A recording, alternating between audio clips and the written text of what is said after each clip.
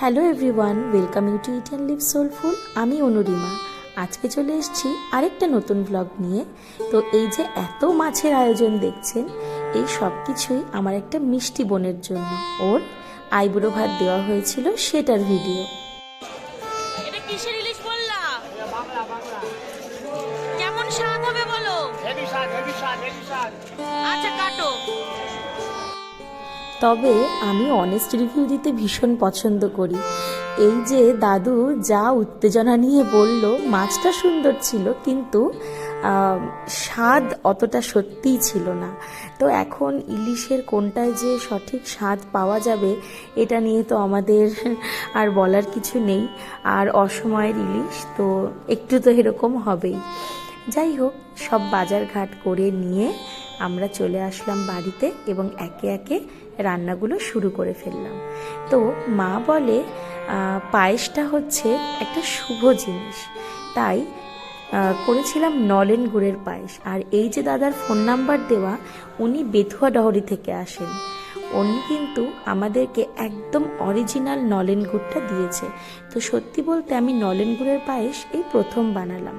তো প্রথমে বানিয়েই আগে বোনের জন্য তুলে রাখলাম। তো শুরু করলাম মিষ্টি দিয়ে। এইবারে একে একে আরও একটা শুভ জিনিস দিয়ে শুরু করলাম, সেটা হচ্ছে পাঁচ ভাজা এবং পরপর আস্তে আস্তে সমস্ত রান্না। তো বলি আজকে একটা ছোট্ট গল্প। সেটা হচ্ছে, এই বোনটা আমি ওর কাছে শুনেছি, অর্থাৎ এটা আমার শ্বশুর বাড়ির পাশে আর কি, ওরা সবাই নেইবার্স, আমাদের প্রতিবেশী। কিন্তু সম্পর্কটা ঠিক প্রতিবেশীর মতন নয়, সম্পর্কটা খুবই কাছের, খুবই ডিয়ার টু হার্ট। এবং ছোটোর থেকে ও আমার হাজব্যান্ডকে, অর্থাৎ হাসমুখলালকে রাখি পরানো, ভাইফোঁটা দেওয়া, এরকম সমস্ত শুভ কি বলবো অনুষ্ঠানগুলোতে ভাই বোনের সম্পর্কটা খুবই মধুর এবং খুব ভালোভাবে ওরা ছোটো থেকে সেলিব্রেট করেছে, এমনটাই আমি শুনে এসেছি এবং অনেক গল্প শুনেছি। তো দেখতে দেখতে আমারও বিয়ের 4 বছর হয়ে গেল এবং ওকে বাড়ির বিভিন্ন অনুষ্ঠানে, বিভিন্ন সময় মুহূর্তে আমরা একসাথে ওকে পাশে পেয়েছি, কাছে পেয়েছি। তো মামি, মামা ও এই 3টে মানুষকে আমি এই 4টে বছরে অনেকটাই ভালোবেসে ফেলেছি এবং আপন করে নিয়েছি। তো আমি একটু খাদ্যরসিক, সকলকে রান্না করে ভালোবেসে খাওয়াতে খুব ভালোবাসি এবং নিজেও খেতে খুব ভালোবাসি। তো কেউ যদি গুছিয়ে সবটা খায়, তো আমি সেটাতে খুবই তৃপ্তি পাই।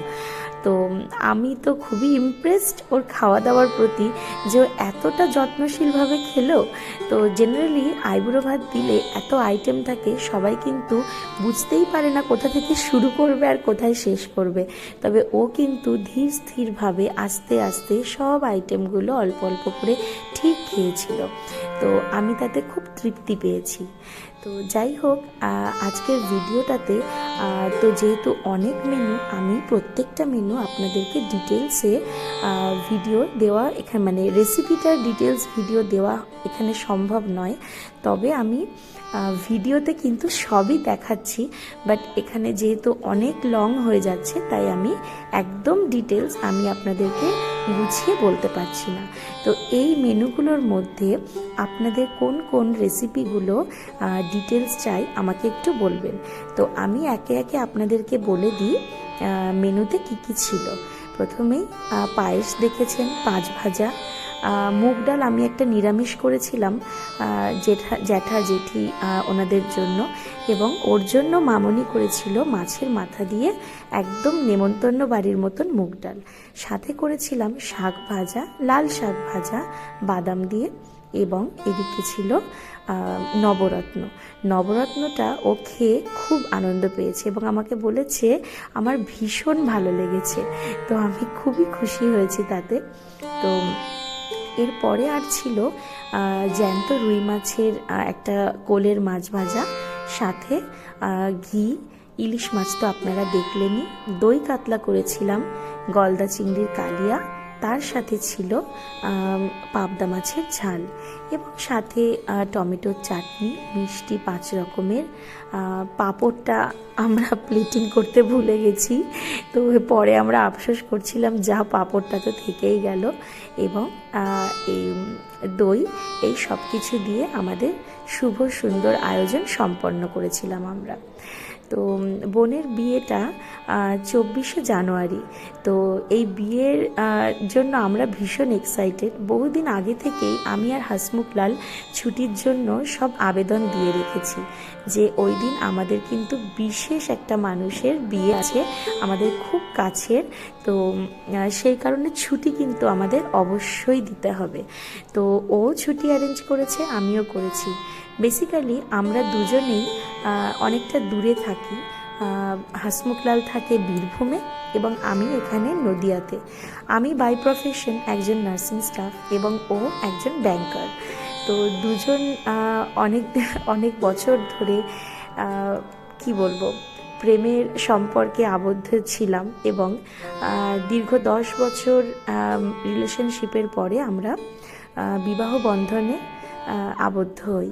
তো এই 4 বছরের সংসার এখন আমাদের, তবুও আমরা এখনও সেই কলেজ লাইফের মতন প্রেম কিন্তু করে যাচ্ছি। তার কারণ দুজনা দুই মেরুতে থাকি। তো ও আমাদেরকে প্রচুর মিস করে, কারণ এখন শুধু আমি একা নই, এখন সাথে আমাদের দুজনের সন্তান কোকো আছে। তো কোকোকে আমাকে দুজনকে মিস করে ও খুবই কষ্টে থাকে সেখানে। কিন্তু আমরা হয়তো মানে ও জানি না কীভাবে হয়তো, তবে আমরা ওকে প্রচণ্ড মিস করি। বাচ্চা অনেক কিছু বোঝে না, কিন্তু তবে আমার মনে হয় বাচ্চারাই হয়তো সবথেকে বেশি বোঝে, সবথেকে বেশি ফিল করতে পারে। তো যখন বাবা আসে ও কিন্তু খুব এক্সাইটেড হয়ে যায় এবং সেই এক্সাইটমেন্টে কী করবে বুঝতে পারে না এবং ভীষণ মিস করে ওকে। তো এই ছিল আমাদের ছোট্ট কাহিনী। একে একে সব সাজিয়ে নিলাম, ফুল সব কিছু ছিঁড়ে সেটাকে সুন্দর করে প্রত্যেকটা আইটেমের পাশ দিয়ে সাজিয়ে এইভাবে গুছিয়ে নিলাম।